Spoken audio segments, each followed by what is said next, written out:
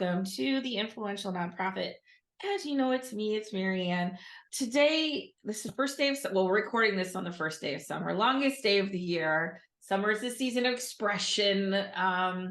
It's of the blooms and the growth. And I'm here with Cody Hayes. He is a marketing expert, and we're going to talk about email marketing and automating your email marketing.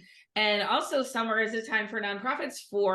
Sometimes it slows a little bit in the summer, and we can focus on more of our systems and back of the house work and how things are working for us. And I love email. And as everybody knows, I get really great emails. So I'm excited to talk to you. Welcome, Cody. Thank you so much, Marianne. I'm really excited to be here and to talk with you about email marketing today. So before we get into that, let's answer my first question that I always ask, which is, tell me something you're proud of that you don't get to brag about a lot. Ooh, that's a fantastic question. I think, honestly, it's more of a personal side of piece of info. I have two cats, and we just got a kitten about 4 or 5 months ago, and so the adjustment of bringing a kitten in to live with a senior cat, ooh, that was a little tough. But earlier this morning, they were chasing each other up and down the stairs, like they're starting to become friends and cuddle. And so I'm like, finally, some good news coming out of the cat world. And so I'm very proud of my girls for being on their best behavior with each other. That's awesome. Maybe give the senior one a little life. Yes, exactly. She was being chased down the stairs. So all right. Okay. So I want to get into the email marketing. And before we do that, just tell me a little bit about your company and how you got started and what your experience is. Absolutely. So a quick handy recap of what I do and who for. So I work in nonprofit marketing, and I'm really most known for helping nonprofits maximize their marketing and streamline their time. So the folks that typically I work with are nonprofit fundraisers, founders, executive directors, development directors, really anybody who is feeling like this sense of struggle around being too overworked, too overwhelmed, and just having the chaos that comes with marketing and development and everything else that you're doing at a nonprofit. And so one of the most valuable solutions that I offer for that is called the Maximize Marketing Intensive. And that's an experience where in 1 week we create the assets to streamline their marketing and streamline their time, ultimately freeing them to increase impact without losing their mind. So I've been in this industry for coming up on 8 years now, and got my start at working at a university doing social media for the Northern Arizona University, and actually was able to get us up to the #1 university in social media engagement, which was pretty cool. And that kind of gave me a test of how do we create content that engages with folks and is able to actually influence behavior change within individuals. And so been able to take that and translate it into the work that I do with nonprofits. And whereas the university had a massive following, being able to test those theories and those strategies on a larger model, and then now being able to take it over to these grassroots organizations that have 500 followers on Instagram, but still that same passion and that same sense of like motivation, and has been very, very beneficial as I've grown and progressed throughout this career. That's awesome. And they have the same need to maintain a pipeline, right? Like whether the pipeline is big or small, it's pipeline. And what I see, Cody, is that because you're talking about there's marketing, there's development, there's programs, and the marketing goes to the bottom of the priority list, right? Oh, because we need the money, blah, blah, blah. And then we forget the marketing and we're like, wait, where are we going to, wait, we need new people. Where are we getting these people from? We ignore the top of like what I call the donor pipeline, which is where I would put the marketing efforts, right? At generating awareness and interest, inviting people in. Oh, wait, there's no new people. Wait, because we haven't, and so then we do bursts of energy, right? Like, okay, so we'll get a bunch out and then we get busy and then we, right. And then Oh, and then we like do a bunch, and then we get distracted by something else. And what I want to talk about with you, because the automation is key, because consistency is key, right? Delivering content, engaging consistently. If we're not doing that in marketing, it makes it challenging, I would say, to break through and connect with people. I agree. I agree, especially because in a lot of conversions aren't happening on social and they're happening more in the inbox. So we think about our fundraising campaigns or think about the last fundraising campaign. If you're listening that you ran, did most of your donations come from your social posts or did they come from the emails that you sent? I'm going to go out on a very strong limb here and say that it probably was email. And so as we're looking through, that pipeline is important. How do we get folks from social over to email? And then how do we convert them from email to donor or volunteer or what have you? And so, Exactly. yes, exactly. So being able to, and what I'm excited to talk to you about today is how can we make that process, that's this specific piece of email within this larger process easier for organizations. Yes, so I look at it like energy, right? Like everything's energy. And so I'm stirring up all this energy on social media and like it goes poof. It's just like, right. But I want to harness that energy and like bring it into an email list, right? And then harness that energy and like connect with, right. So that I'm taking all this energy and I'm pulling it down into, right, into an organization, and I'm pulling it down, right. And instead of like, oh, stirring us up. And also I want to say that I say this a lot, and I want to share this with you. Our job is to get people off social media and onto our email list, right? Because that's reliable reach, that's in our orbit. And so I would love to talk with you about, how you work with people and what systems can folks put in place, because I love what you said. We want to increase impact. What is it? And keep, what did you say? And not lose your mind, right? Or something like, Yep. so how can you rebuild systems so this is happening for us, and then, right, and then that, because ideally that's what we want, right? Like we want a system where this is just happening. I call it, we systematize to stabilize. So when we build these systems, now we're creating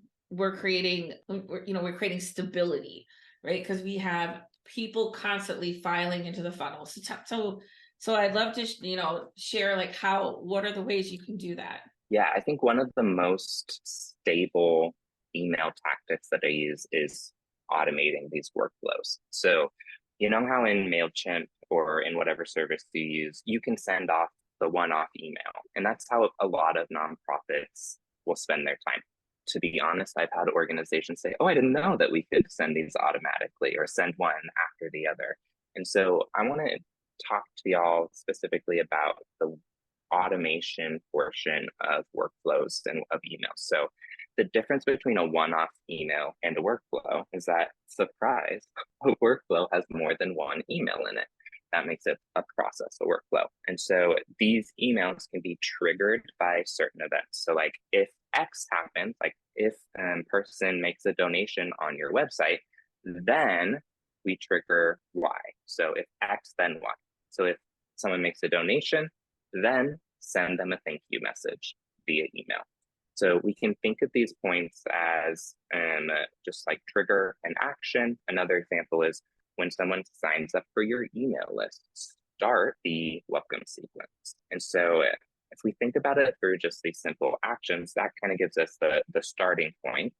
But the true power is being able to set and forget these emails that you're sending. And I don't mean like forget that they even exist, but kind of. And because once we have our solid email workflow or our email welcome sequence or an event sequence, whatever sequence you may choose, we can set that up so it sends out emails on a drip campaign. So every week or every 2 weeks or every month, whatever your cadence is. And I've found, especially with folks who have forgotten to send their newsletter or don't have an email welcome sequence, or someone signs up for their email list and then they just never hear from them until the it's time to make another donation. Setting up these email workflows for things like your welcome sequence, a donor follow-up sequence, even like if you have an upcoming event, running a set of emails and to promote that event, and all of these things can be set up once and triggered as people join. So with your welcome sequence, if I sign up today, that email flow of 5 or 6 different emails is going to start today. Right. If you sign up next week, it's going to start next week for you. That means as the marketer, we don't have to be keeping track of 500, 1,000, 10,000 different individuals and a journey on this, like you were talking about earlier. The robots are going to do it for us and kind of prompt them into bumping into that next phase of the funnel. I'm wondering, if you sign up for an email, how many people have a welcome sequence? I don't think they do. I think like, hey, thanks for joining our list. And ideally, like, and I want to just clarify this for a little bit. I would sign up and then I would get a welcome, and then I'd get maybe 2 more emails. And then after that email, then I get like moved to the list, right? So, hey, welcome. And I get a 1, thanks for joining. And like 2, whatever they say, they're 3 different messages. And then they get automatically moved to the list. And I'm a big proponent of 1 a week. And the reason is because if somebody would sign up, let's say, it's the end of June, right? And you know what I mean? And somebody signs up and you just sent yours out. Like if you're doing it monthly, they might not hear from you for weeks after you sign up. And but that nurture sequence is so important. And because what we're doing is inviting people into a community, right? We're like, right. My friend Amy Fazio says people come for the cause, they stay for the community. So we're inviting people into a community. That's what that nurture sequence is. Of course, it's not just like, hey, welcome to our email list. It's like, welcome to our community, right? And the other thing I want to talk about that I just don't understand why people don't do more of this are lead magnets. Right? The pop-up window on your thing that says, hey, download this guide for this, or any very simple little tool to entice people to, because it's like, oh, get our emails, like sexy, I mean, they're just could be Nobody wants your newsletter. Right. But they'd love to have a guide towards something, or 10 ways to do this or something like that. Right. Absolutely. Absolutely. I think the most important piece to remember is to bring value into this email workflow. So if we're thinking about it in phases, you mentioned that you love to put people into a email welcome sequence. I do too. And I like to go even a step further and say, let's make an evergreen nurture sequence. So after they finish that welcome sequence that's automated, let's just trigger them into that evergreen nurture sequence, which goes into a little bit deeper of like, what is your mission? It shares some success stories about your programming, or something that it isn't time bound, like the impact is still relevant. And then how can we also address some objections that your ideal donors may have? Like what's kind of in the front of their mind as they are getting involved with your organization? Are there any paradigm shifts that we need to help them overcome? And so I always like to say, yep, let's have that welcome sequence go for like the first month. That's 3 or 4 emails, right? And then let's shift them into this longer nurture sequence that is essentially, if you don't do your newsletter, or if you don't have your ask campaigns coming, guess what? They're still going to hear from you in between those. Oh, okay. I get it. So there's the welcome sequence, then that triggers a nurture sequence. So then you have them for, right? So and that's all automated. That's done. So whether, your email, you miss a month or whatever, they're still getting attention. And exactly. That's just done. And then, right. And they're good. Exactly. It's like the first 3 months, they're getting used to you, getting to know you. And then that gives you or the development person or your team a chance to breathe, to do some research on these individuals, to see what their behavior is like on social and on email. So that way, when it does come time to making that one-on-one introduction or sending a one-on-one outreach, they have data and can use that when making those conversations or when having those conversations. All right. At the risk of getting too weedy, I'm going to say this because I think it's important. Like sometimes, like Active Campaign and MailChimp or whatever, they don't always talk to the donor database. Sorry, my client right now, they use like Donor Perfect or something, and they have MailChimp, and they manually have to send the emails to. So marketing has to send the emails to development, and they do it every month. And I'm like, because which is great. There is a conscious awareness that we need to exchange the data, right? And and then also development can collect emails, right? And then I'm just saying there's often parallel systems from the email list to the fundraising list, which kind of like boggles my mind a little bit because we're all anyway. So right. And so they'll send so then development has to send the emails over to marketing for their list. And there could be people who are listening right now realizing, hey, wait, we don't do that. And so I think it's important that everyone, because the email, that's where you keep people warm, right? And we talk about where the new donors are going to come from. They're going to come from your email list. That's where you build your community. And I'm getting frustrated. I get frustrated because people really don't pay attention to their email list. They get all excited about yes, likes and follows and all those are great. But what I want is to build my own garden, right? I want to create my own community of reliable reach and really nurturing those people. So what I see is people like sacrificing their email because they want it to do social, right? And so, but what I'm hearing you say is like, hey, we can do both if we are smart in how we automate. And also, sometimes if let's say a development has an event, right? And now so they may already know you, right? So and I guess maybe there's a different sequence for them or something. I mean, I guess we'd have to set up something different depending on where the email comes from. Absolutely. Absolutely. And I think that's the power of using this automation for that, right?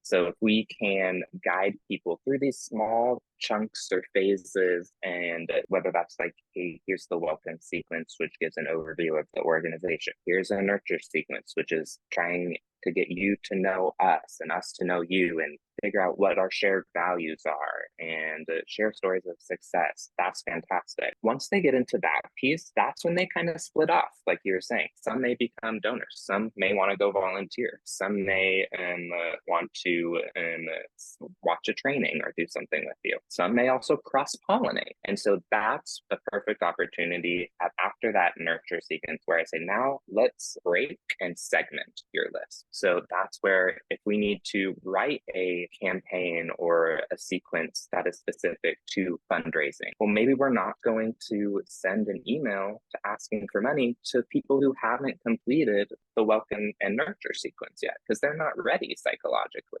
It's like going up to somebody at the grocery store and being like, hey, I actually own a farm down the road where you can get these eggs for $5 instead of $3. Do you want more work? You want to drive there and pay more? Cool. And whereas allowing folks to kind of go through this process, we know, okay, by the time that they're done with this nurture sequence, ideally they're ready for an ask. And so we can put them into an ask for fundraising or an ask for volunteers or an ask for program participation or testimonials, things like that. But I always recommend we start with a welcome sequence that everyone goes through, and then a lighter nurture sequence that everyone goes through. And that's when we start to separate and go and niche into smaller audiences that has more tailored messaging specifically to them. All right. And I'm going to say this, if this is sounding overwhelming, you only have to do this one time. That is the beauty. I mean, I have lead magnets. When you sign up for that, you get this nurture thing from me. And I set it up like 2 years ago, and it just works for me. And then, you download the stuff and then you're on my email list. I also do things like, and I think this is important too, is I automate a little bit about how people can get to the list. So like if you book this, so this is me. So I would love for you to Yeah. share maybe some examples. If you book a time with me, I feel like that's a reasonable expectation that you would go to my email list, right? If you book a time to meet with me, and I'll put you then part of that. And then so I have a Zap set up with my Calendly, and like so that because what I was doing is I was not remembering to put people, and I was losing people. And I think that's what happens. Like we don't mean to, but we lose track of people. I'm not like as you can probably tell from how this podcast, like you guys, like, hey, let's make this up. Like I'm really good in the moment. So systems, and in that moment, if I don't capture it right away, I may lose it. And so a lot of these systems can help you, I said, like capture that energy and bring it in. So how are there other ways that we can like capture email or bring people into the organization like that? That's just Yeah. automated. Yeah, I mean, that goes back to the question you asked a little bit earlier. It's like the communication between programming team and fundraising and marketing and all of this. And so Zapier truly is like my go-to answer because for folks who don't know, Zapier is a tool that connects other tools together. So it can take information from your Google spreadsheet and put it into a Google Doc or send an email based on the information from that spreadsheet. And so there's a few ways that I do this for me and a few ways I do this for nonprofits. And so I'll start with nonprofits first. And we'll do a automation for whatever the CRM is to make sure, like if they're using GiveButter or Classy or something like that, every time a new contact is added there, we set up an automation so that it's also added to MailChimp or also added to whatever email provider they're using. And we'll go a step further to say, yes, not only added, but they're also starting that welcome sequence. And then same with like volunteers, things like that. Another way that we can also do these is based on, goes back to triggering based on an action.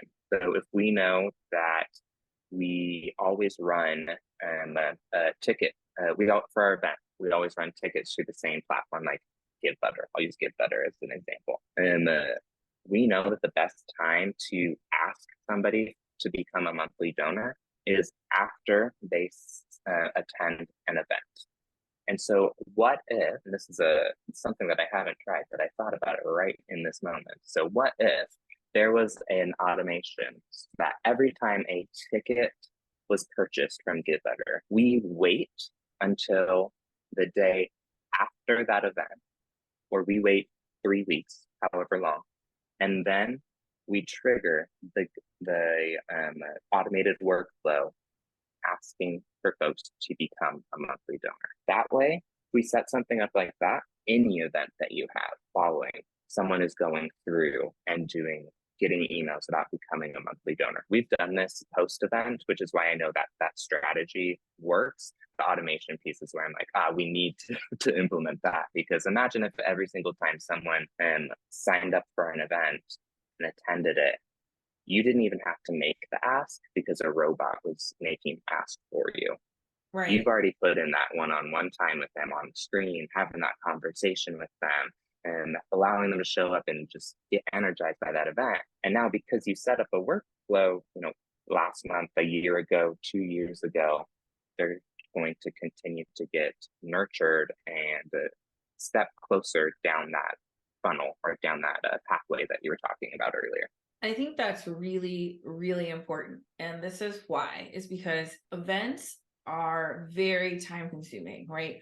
And it's all about getting to that finish line. Like get event, okay, woo. And then we go, and then I go, oh, right, we have to thank these people. And so again, remember I talk in energy, all that energy that we stir up and it just floats away.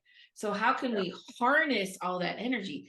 And what I'm hearing you is saying, okay, like as we're setting up for the event in the early stages of planning, I can already set up a post-event, thank you for coming, blah, blah, blah. And then all I have to do is maybe the day after the event is update those. We're like go in and like update. I'm just saying like update emails with specific event related content or a photo or something. And then boom, it's gone. And now I'm talking with them for months after the event with really not having to do anything, because again, it's the like I'm stirring up all this excitement and oh, that was lovely. And then they go home and here's the thing. What my friend taught me once, speed sells, right? So it's because they're hot, they're feeling good, right? And the farther away that you get, the cooler they become. And now, I'm the one I'm pretty zen about this stuff. And also I know that when that energy is the highest, that's when you want to connect with them. And so thinking about setting that up, not like months before, you're like in the early stages of planning, setting all that up so that all you have to do is drop in some event specific content and boom, you're done. And now, right, you're doing and then after that, maybe you're like you're do a 3 email, sequence. And then after that, now they move to a monthly giving campaign, right? Like maybe a 3 email sequence about the event and what we accomplished and and then now you move and you've done nothing. I mean, it's just all happening, right? It's just all happening. That's the gorgeous part of it. Yes, exactly. Exactly. And the thing about doing it this way is that it also gives you a chance to track your analytics, because you always have people entering those workflows, which means you can come in at the 6-month mark and make some adjustments based on analytics. So usually what we'll do if we're building out a workflow like this is every 6 months or every year, go through and say, okay, what's our open rates for these emails? If something has too low of an open rate, we can make that change. And the nice thing about it is it's going to go out to everybody who hasn't hit that certain point yet. They'll get that email with the updated subject line. So ideally, as we are putting more people through these workflows, we're also optimizing them so that the effectiveness of our campaigns improve over time. Yeah, I love it because you have the data right there to tell you what's working and what's not.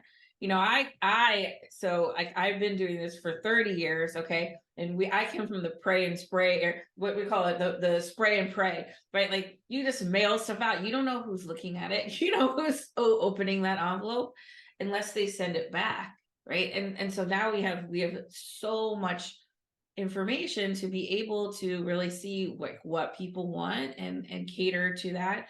I want to bring up something and get your reaction to it, because as you were talking, I was thinking, I know a lot of nonprofits where development and communications, they're a little siloed, right? Because what we're talking about how is a very and integral, I want to say, connected sense of communications, our marketing department and the development, mission advancement, fundraising, that we work together and we talk to each other.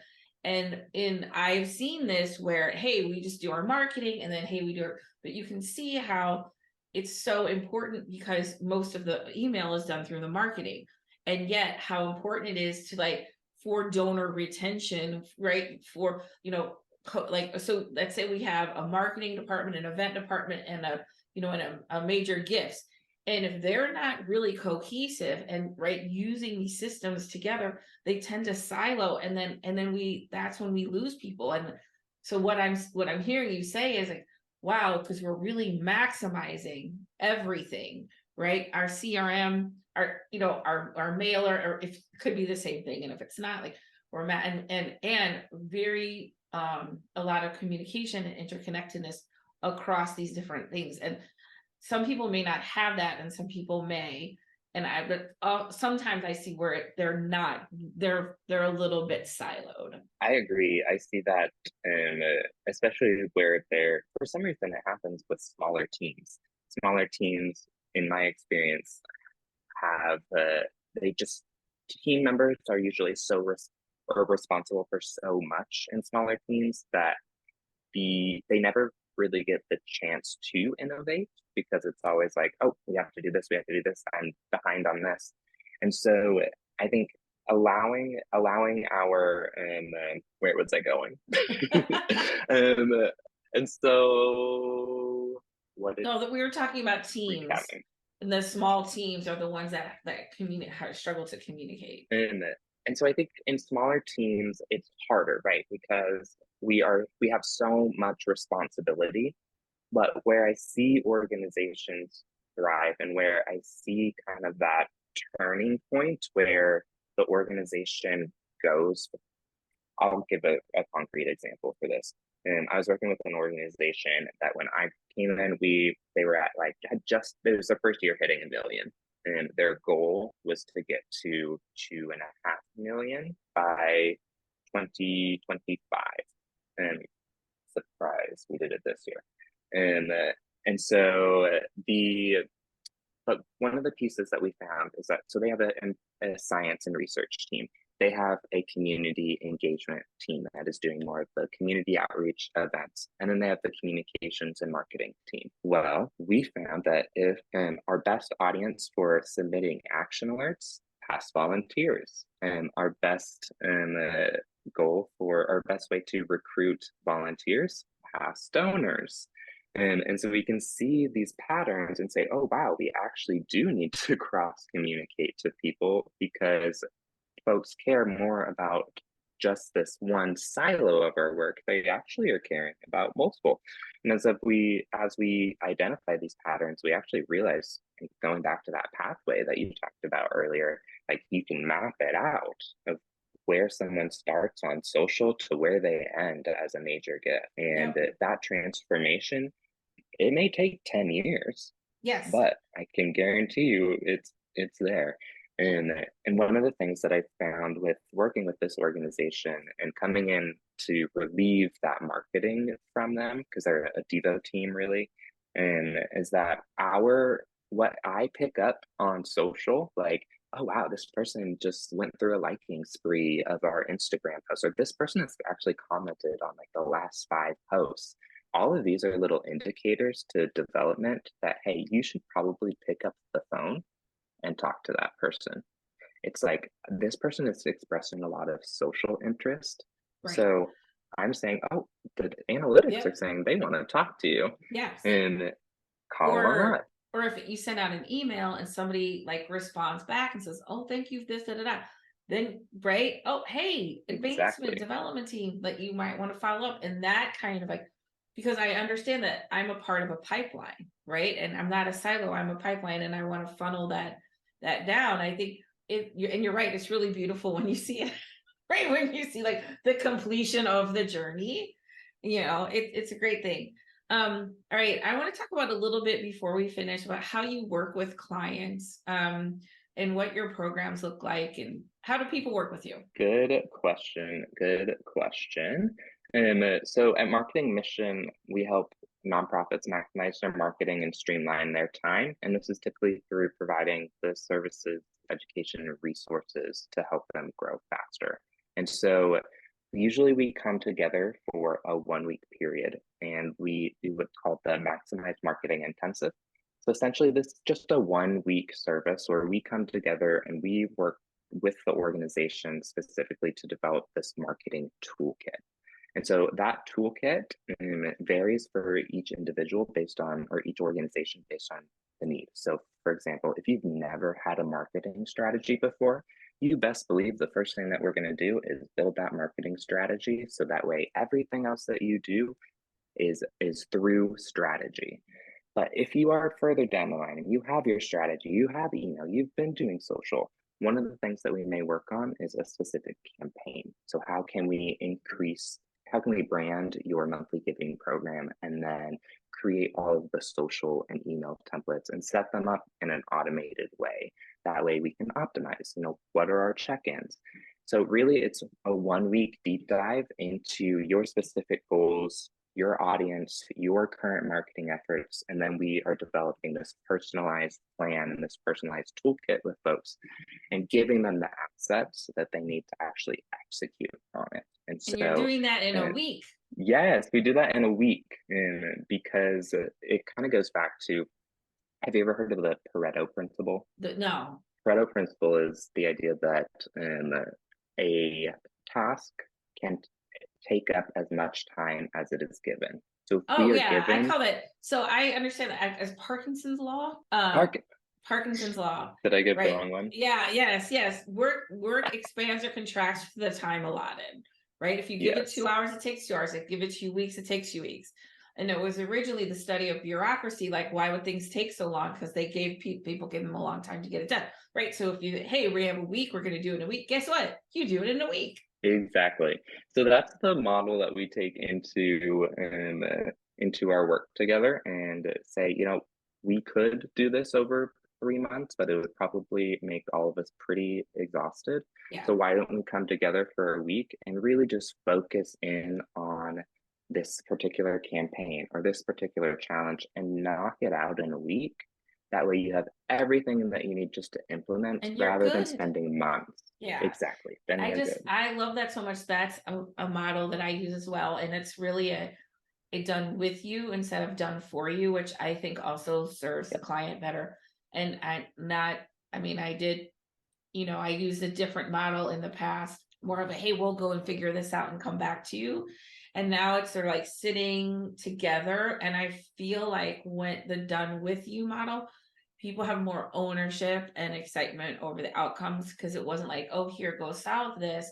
Like we are solving it together. And I always believe the magic's in the room, right? Like we have everything we need in this room to create whatever we need. And that's, and it's never, the magic has never failed me. It's all right. Yeah, The idea, exactly. the ideas, the inspiration, the direction, it's in you. Just you and I, like we just know how to bring it out. And that's the beauty of it. All right. So couple more things and I want to wrap it up. So let's talk about, how do people get in touch with you? Perfect. People can get in touch with me by heading over to marketingmission.org. And I'm also on Instagram and LinkedIn. And Instagram is marketingmission.org and LinkedIn is my name, Cody Hayes. And Hays, right? Correct. And also last question is, I love karaoke. It is a important part of my life. So if we were ever at karaoke together, what's your go-to song? What are you gonna sing? Go-to song, girl. I have a go-to playlist. Oh my god, I do too. I have a note on my phone with all my songs. You and I were Yeah. meant to be. Oh my goodness. Okay. I love it. Okay, They're like, so what do you one of sing? And I'm like, mine, oh, here's all the ones. you're like, crap, I'm ready. They're categories. They have categories. So like oldies, new Look at stuff. you. I dig it. I have really been into Don't I Make It Look Easy by Megan Trainor. I love It that is, one. yes, me too. It's a good pump up, song. It's also on my speaking playlist. So Okay. it's top of mind because I listened to it before this Yeah. call. I love it. And so I used to sing with this, like her name was Mary Oki. She was the person we followed for years and years. Wherever she did karaoke, we went wherever Mary Oki was. She retired a few years ago. She had these 3x5 cards with her name on. Now I've been singing with her since she would lug CDs, into cases of CDs, and we would go through books of CDs. Now it's all digital and it's all lists and everything.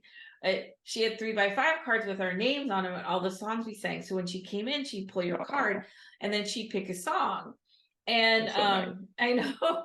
So, but then after she retired, I'm like, what do I sing again? Like, because I can't remember, because I never had to remember, because Mary would just put it on the card.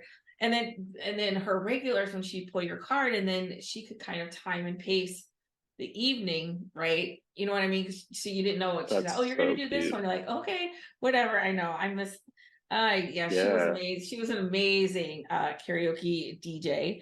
I didn't take crap from anybody, which so I put that list on my phone. And now people don't even really have books, right? They're like, hey, we have anything, whatever you want. So that, Yeah. oh my God. Yeah, I've been doing Dua Lipa levitating. I like that one. Yeah. Me too. Dua's Yeah. great. Yes. So All right, Cody. Well, obviously we need a karaoke date sometime in the future. Thank you so Absolutely. much for being on the Influential Nonprofit. His contact info will also be in the show notes for this. And so you can, if you want to get a hold of him or find him on LinkedIn. And thanks so much for sharing everything. And now everybody go automate and relax. Just let it all happen for you. We'll see you next time on the Influential Nonprofit.